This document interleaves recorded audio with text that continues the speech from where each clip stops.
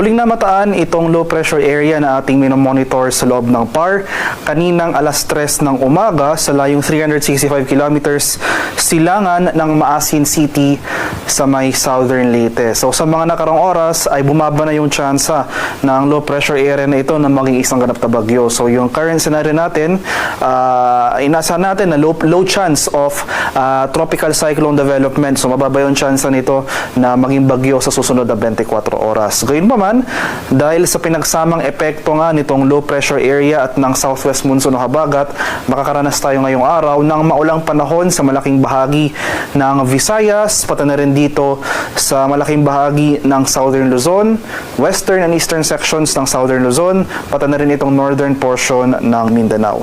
Samantala sa Metro Manila at nalalabing bahagi ng ating bansa ay fair weather ang ating inaasahan ngayong araw.